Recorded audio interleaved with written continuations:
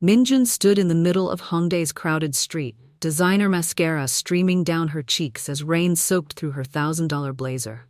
Her voice cracked as she shouted over the thunder, switching between Korean and broken Igbo. Chisom, don't you dare walk away, not when I finally understand what love actually means. The crowd of university students and late-night revelers stopped to stare. Seoul's infamous ice princess. The marketing executive who'd publicly rejected 3 chaebol heirs was chasing after a man in simple work clothes, her usual composure completely shattered. Please, she whispered as he turned back, his dark eyes filled with pain she'd put there. I was wrong. I was so wrong.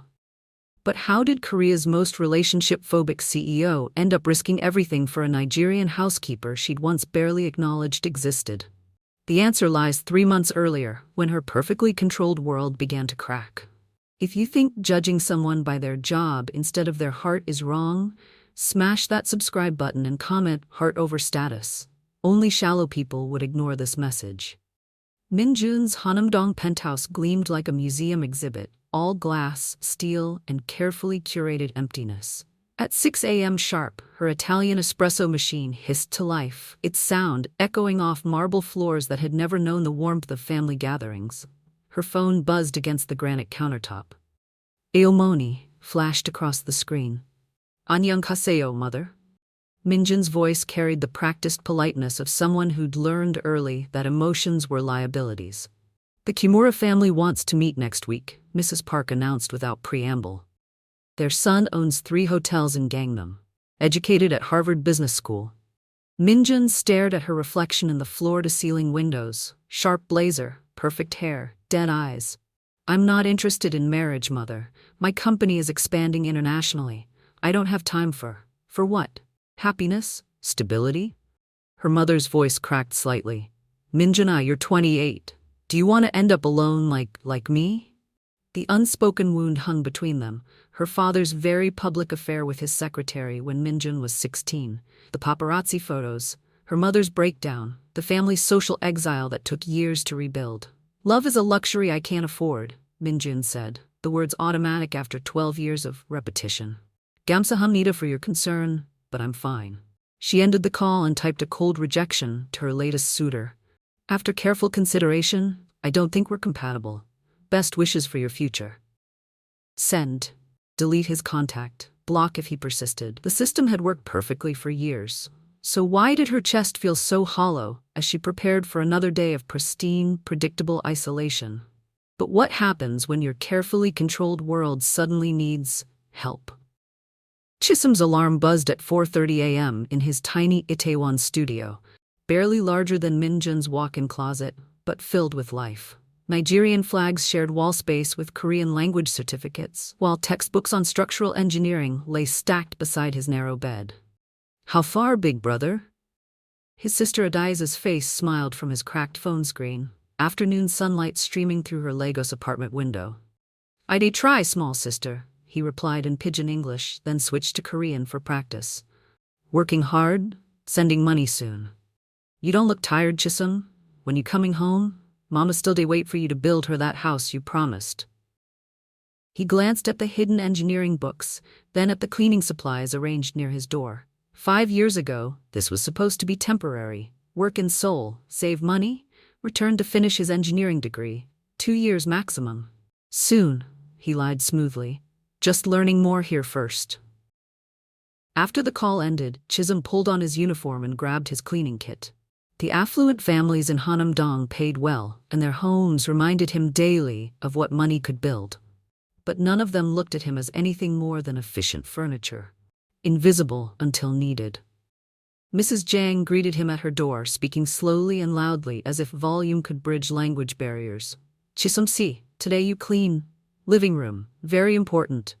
You understand?" He nodded politely, though he'd been speaking Korean for 3 years and understood perfectly. Sometimes maintaining their comfortable assumptions made work easier. As he mopped their marble floors, Chisom thought about his evening engineering course, wondering if dreams deferred eventually became dreams denied. His reflection caught in the spotless surface.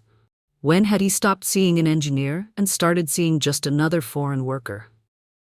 Just 2 more years, he whispered to himself. The same promise he'd made for the past 3.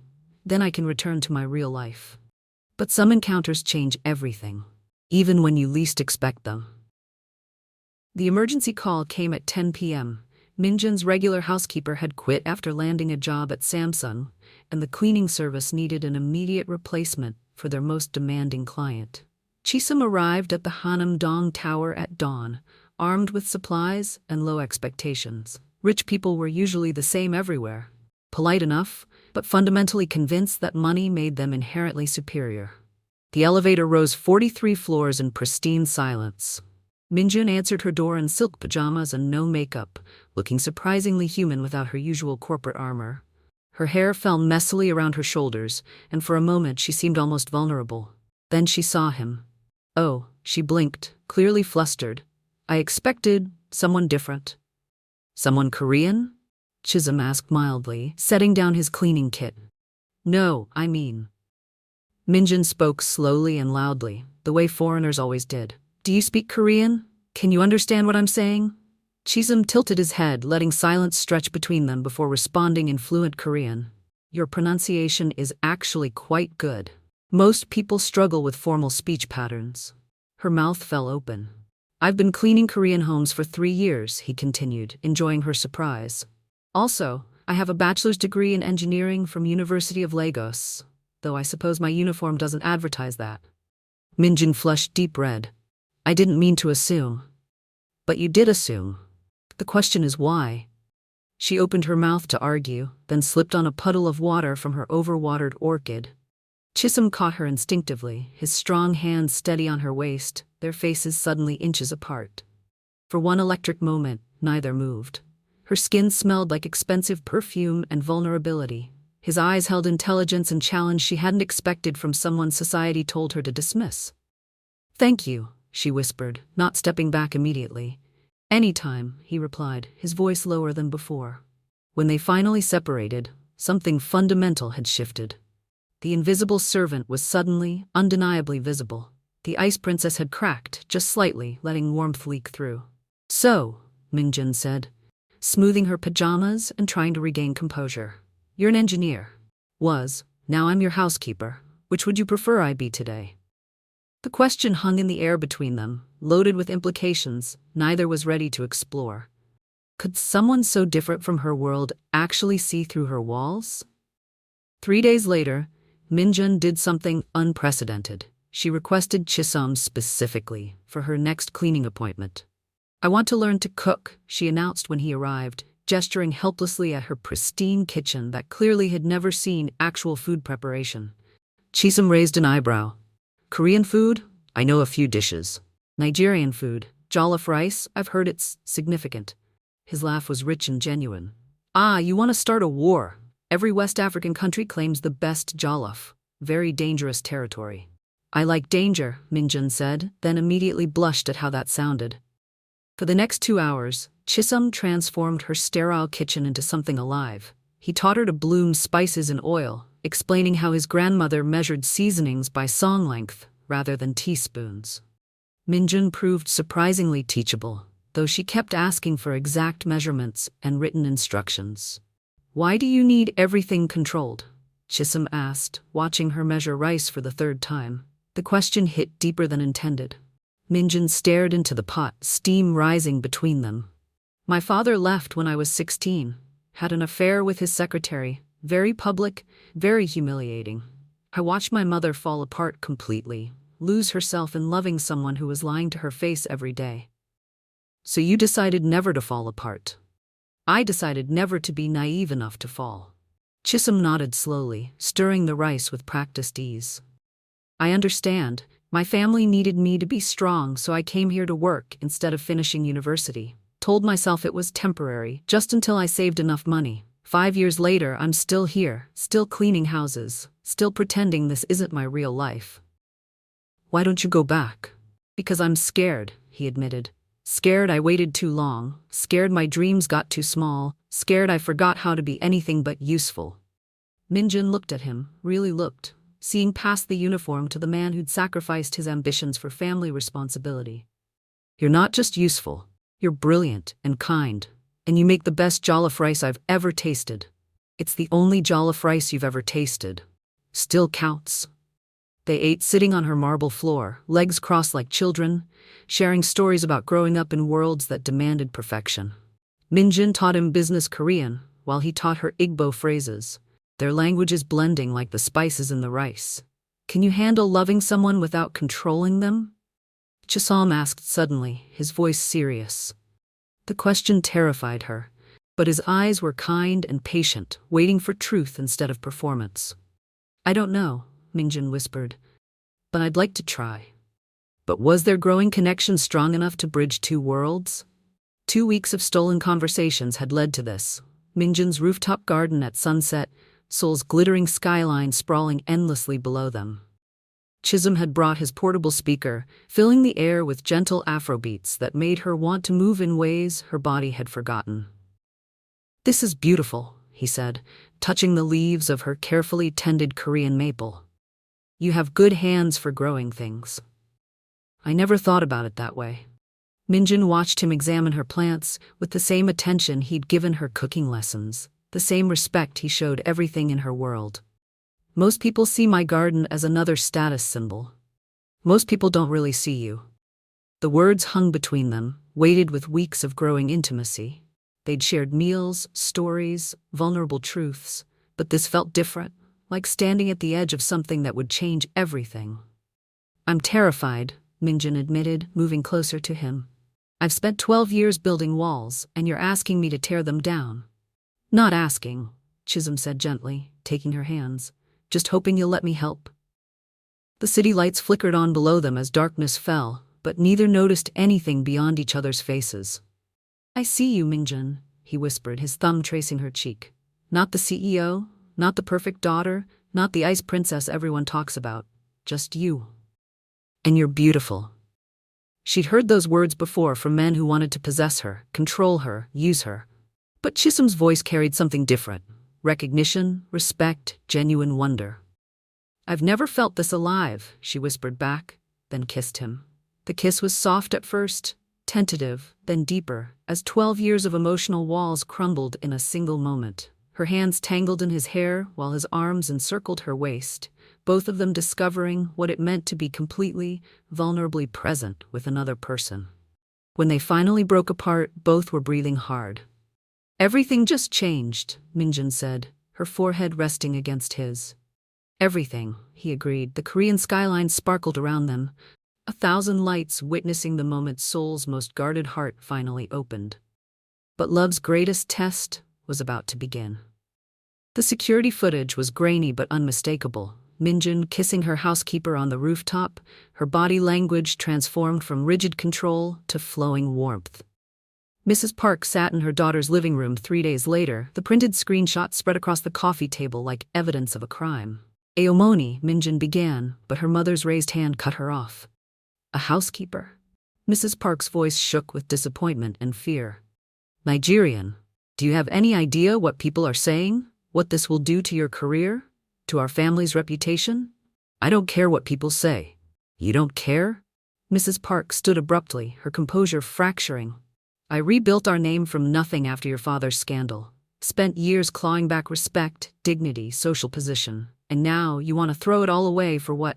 Infatuation with someone who cleansed toilets for a living? The words hit Min-jun like physical blows, each one designed to find her deepest fears. He's not just a housekeeper. He's educated, intelligent, kind. So was your father. Mrs. Park's voice turned cold. Charming, educated, successful. And he destroyed our family the moment it became inconvenient. What happens when this man realizes he can make more money elsewhere? When he finds a younger, richer woman to clean up after? Min-jun's chest tightened as old trauma resurfaced. The newspaper photos of her father with his secretary, the whispered conversations that stopped when she entered rooms, her mother's 3-day crying spell that never quite ended. This is different, she said weakly. It's never different. Love is a luxury women like us can't afford. Mrs. Park gathered the photos. I've already spoken to your company's board. They're concerned about your judgment. International expansion requires cultural sensitivity, not scandal. The threat was clear. Choose love or choose everything she'd built. That evening, when Chisom called, Min-jun stared at his name on her phone screen for a full minute before letting it go to voicemail. Then she turned off her phone entirely. Could love survive the weight of two cultures' expectations? 3 weeks of silence stretched between them like a growing wound. Chisom's messages went unanswered. Min-jun, please talk to me. What happened? I know your mother found out. We can figure this out together. Don't let fear make this decision for you. Finally, Min-jun answered his video call, but the woman on screen bore little resemblance to the person who'd kissed him under Seoul's lights. Her face was perfectly made up, her hair styled, her expression professionally blank. This was a mistake, she said without preamble. We're from different worlds. I got carried away, confused attraction for something deeper. Chisom's face fell. You don't mean that. I do. The lie came out smooth and practiced. You're a good man, Chisom. But this could never work. I have responsibilities, a reputation to maintain. I'm sorry if I led you to believe otherwise. Look at me, he said quietly. Really look at me and say you feel nothing. Min-jun's composure wavered for just a moment, her eyes softening, her hand moving toward the screen before catching herself. I feel nothing. Goodbye, Chisom. She ended the call and immediately deleted his contact information, then sat staring at her reflection in the black screen. The woman looking back was everything she'd sworn to be: successful, independent, safe. So why did she feel like she was dying? Chisom stayed in his studio for 2 days, ignoring work calls and staring at photos of them cooking together. Finally, his sister called from Lagos. You look terrible, brother. What happened? I fell in love with someone I couldn't have, cannot have, or chose not to fight for. The question hit home. Chisom began packing his belongings that evening, planning his return to Nigeria. If Seoul held nothing but memories of what he'd lost, perhaps it was time to stop pretending this was temporary. Min-jun threw herself into work with frightening intensity, accepting the arranged meeting with the hotel owner's son and nodding through dinner conversations about profit margins and brand synergy. Her mother watched with satisfaction as she returned to form, cold, efficient, safely isolated. Both of them functioned, but neither truly lived. But was this really how their story would end? You're killing yourself, Min-jun's assistant said, watching her stay past midnight for the 7th consecutive night. When's the last time you went home before 10 p.m.? I'm fine, Min-jun replied automatically, not looking up from quarterly reports that blurred together like meaningless data. She wasn't fine. Food tasted like cardboard, sleep came in restless fragments, and every morning felt like performing a role she'd forgotten how to play. The arranged dates continued, polite conversations with suitable men who made her feel absolutely nothing. Meanwhile, Chisom had withdrawn from everyone. His cleaning work became mechanical, his evening classes abandoned. He'd saved enough money to return to Lagos, but booking the flight felt like admitting defeat. You're different, Mrs. Kim observed as he cleaned her kitchen with none of his usual warmth. Sad. Did something happen? Nothing important, he lied.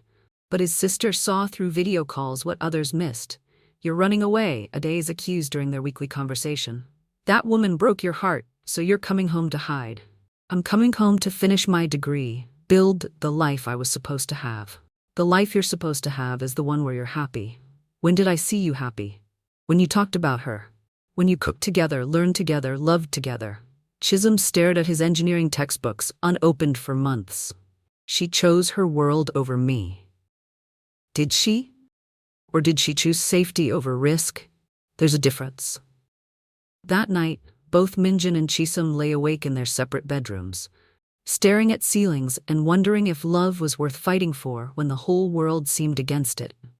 Min-jun found herself helping a junior colleague navigate an inter-office romance, surprising herself by saying, "Don't let other people's fears make your decisions." Chisom enrolled in an online engineering course, finally admitting he could build his future anywhere, but only if he stopped running from it. Both were growing, changing, becoming the people they needed to be. But neither knew if it was too late. Who would be brave enough to fight for love? The Nigerian Cultural Festival filled Yoido Park with colors, music, and the scent of familiar spices. Min-jun stood at the edge of the crowd, drawn by sounds she'd learned to love during stolen afternoons in her kitchen. She hadn't come looking for Chisom. She'd told herself this was cultural research for her company's diversity initiative, but her eyes searched every face, hoping and fearing in equal measure. 20 meters away, Chisom helped set up the jollof rice station, his movements automatic while his mind wandered. He'd decided to attend as a goodbye, one last celebration before returning to Lagos the following week. "There's someone watching you," his friend Samuel nudged him, pointing toward the crowd. Chisom looked up and froze. Min-jun stood beneath a traditional Korean lamppost, looking lost and beautiful and absolutely terrified. Their eyes met across the festival chaos, and for one suspended moment nothing else existed. She raised her hand slightly, a tentative wave. He stepped forward. Then a group of Korean tourists blocked their view, cameras flashing, asking loud questions about Nigerian culture. When they moved, Min-jun was gone. Both checked their phones obsessively that evening, typing messages, deleting them, typing again. Min-jun wrote, "I saw you today. You looked happy." Delete. Chisom wrote, "I miss cooking with you." Delete. They fell asleep with their phones in their hands, courage hovering just out of reach. Would pride prevent their hearts from speaking? Min-jun stood in her bathroom mirror, applying makeup with shaking hands. The Nigerian Cultural Festival's second day was starting in an hour, and she'd made a decision that terrified her more than any business presentation ever had. She was going to fight for love. The festival was crowded with families, couples, curious locals sampling unfamiliar foods. Min-jun wore a simple dress, not her usual armor of designer suits, and felt exposed but determined.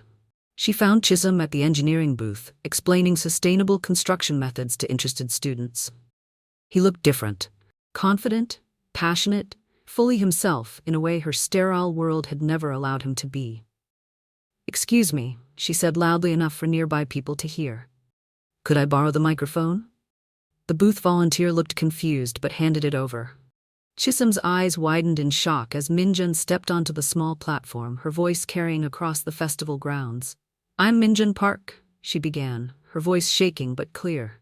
"Some of you might know me from the news. They call me Seoul's Ice Princess because I've rejected every man who ever tried to love me." A crowd gathered, phones appearing to record the unexpected drama. "I rejected them because I was taught that love is weakness, that trusting someone means losing yourself. But 3 months ago, I met someone who proved me wrong." She looked directly at Chisom, her voice growing stronger. "Someone who saw past my walls, who taught me that vulnerability is actually courage." Chisom stepped closer, his face a mixture of hope and disbelief. "His name is Chisom Okafor. He's brilliant, kind, hardworking, and he happens to be Nigerian.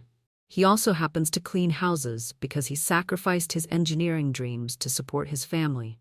If that makes him unsuitable in some people's eyes, then their eyes need examining." The crowd had grown larger, some people filming, others simply transfixed by the raw emotion in her voice. "I was taught to choose status over substance, appearance over authenticity. But Chisom taught me something better. He taught me to choose love, even when it's scary, even when people disapprove, even when it means risking everything I thought I wanted."